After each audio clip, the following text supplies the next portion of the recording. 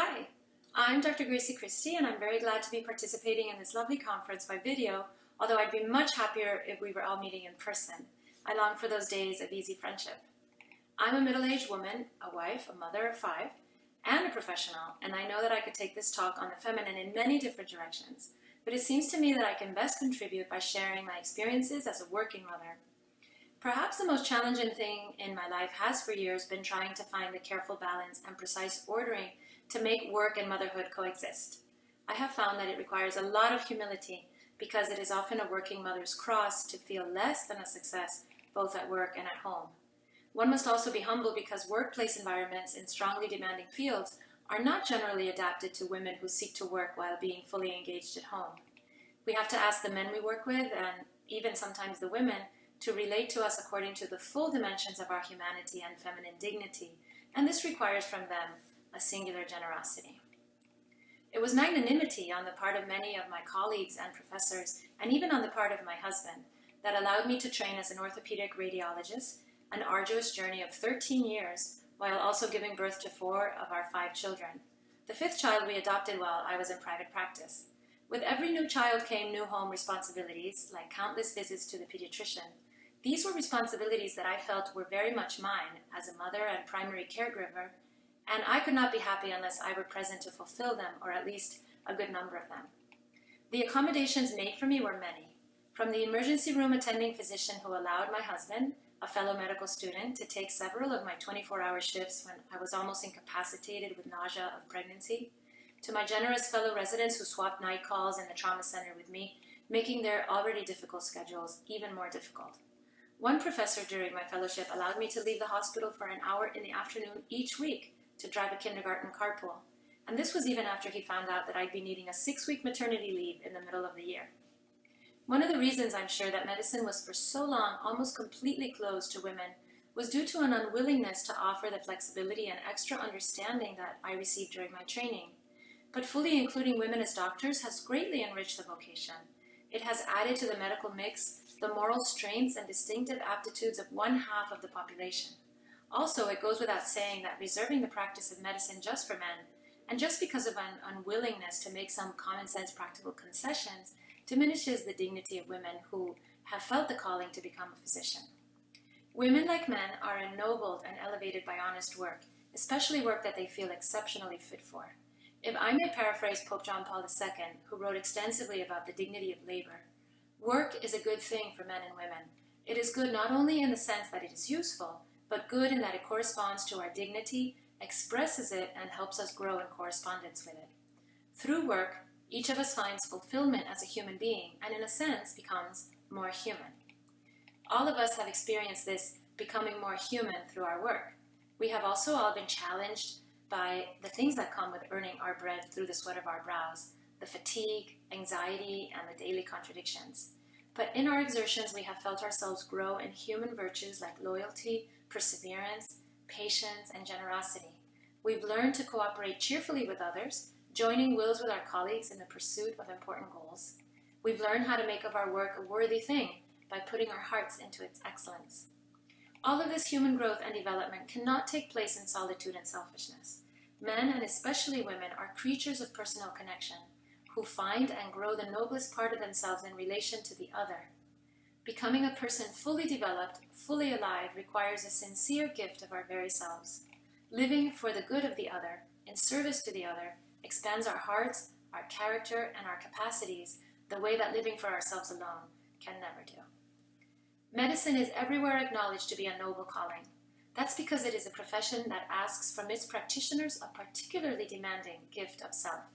I'm not referring principally to the long work days, the years of training, or the studying that never ends. I am referring, rather, to the singular intimacy between the doctor and her patient. The patient turns to his doctor in grave need, when pain haunts and death stalks him, when all his careful defenses and elaborate plans have been blown away by illness and fear, and he looks for something he needs desperately in his doctor's eyes, the sincere gift of self. That is the gaze that promises to accept the patient in all his troubled, exposed humanity, no matter the ugliness or hopelessness of the case or the material situation of the sufferer. It looks upon the patient and sees not symptoms, but a suffering person in need and deserving of tender attention and forbearing solicitude. Pope John Paul II, writing about the dignity of women, called women's particular and distinctive gifts the feminine genius. He placed the origin of this genius squarely in her capacity to be a mother, which, he wrote, implies from the beginning a special openness to the new person in a process that literally absorbs the energies of her body and soul.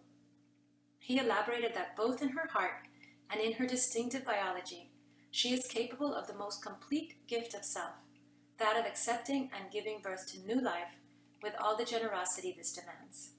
In this accepting and loving of the child she carries, she comes into, he says, unique contact with a new human being developing within her, and something that gives rise to an attitude toward human beings, not only towards her own child, but every human being, that profoundly marks the woman's personality. He pointed out the common recognition that women are more capable than men of paying close attention to others, and that motherhood develops this predisposition even more. So, it is just in this way that women make themselves a gift to the medical profession, enriching and augmenting it. By the personal resources of our femininity and all our biological capacity and originality, we women can be especially suited to making this sincere gift of self that graces the vocation, especially even in all its practical difficulties when our hearts are enlarged by motherhood. I felt this reality very strongly when I myself became a mother. I changed as a doctor and developed deeper resources of generosity and patience. I remember one time caring for a patient with advanced AIDS, ravaged not just by the disease but by a hard life on the margins of society. I recognized with a new and sudden vividness that here was a dignified and priceless person, just like the baby son I had left warm in his crib that morning. I learned, in short, to really see the vulnerable, irreplaceable human being in each of my patients, and that seeing called up in me a deeper and more sincere gift of self. The value of the feminine genius to medicine was demonstrated in a fascinating scientific study published in the Journal of the American Medical Association.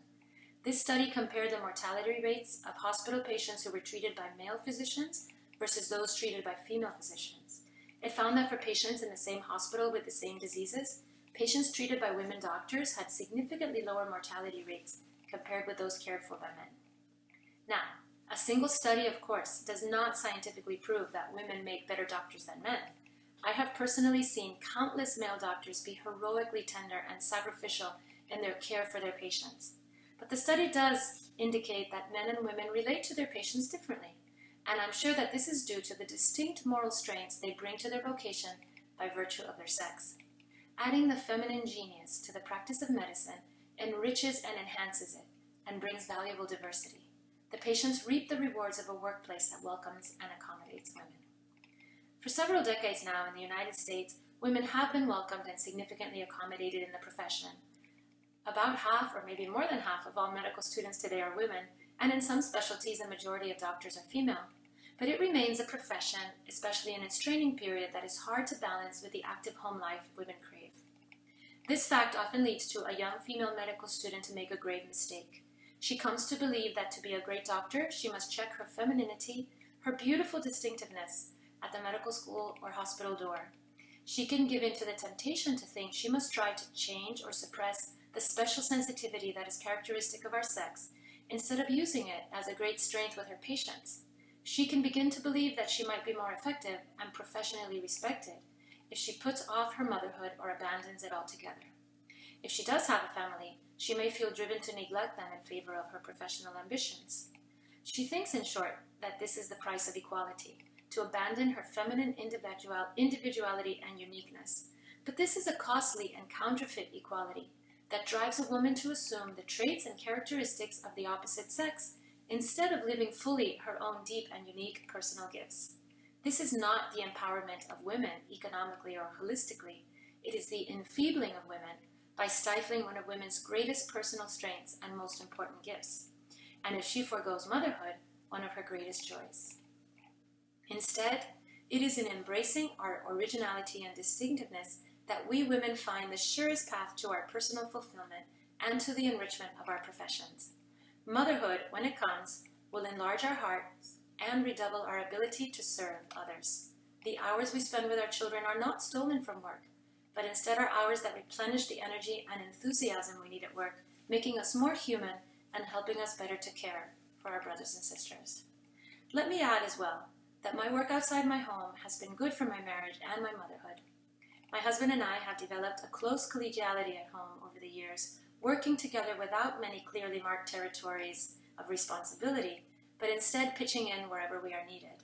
Being away from the children helps me find tremendous joy doing things with them that some might consider annoying chores, like grocery shopping. Also, I believe that treating patients as human beings, not as cases or as a collection of symptoms, has helped me see the raising of my children not so much as a management of their schedules and schooling, but as a formation of their characters. My goal is adults who are fully human, fully alive, and able to make their own sincere gift of self. Realistically, when we prioritize according to our feminine strengths and needs, making room in our busy work schedules, reserving time for our children's needs and the care of our homes, we probably also won't be able to grow our income or advance our career as many of our male and unmarried or childless co-workers do. But that's okay. When we come to look back over our lives, I doubt that it will be professional accolades or the size of our bank accounts that will make us proudest. Instead, it will be the way we found ourselves, our true and best selves, through a sincere gift of self, and through that giving improve the lives both of our patients and our loved ones. In short, the way we allowed our feminine genius full reign to empower us and enhance the important and irreplaceable work of our lives. Thank you.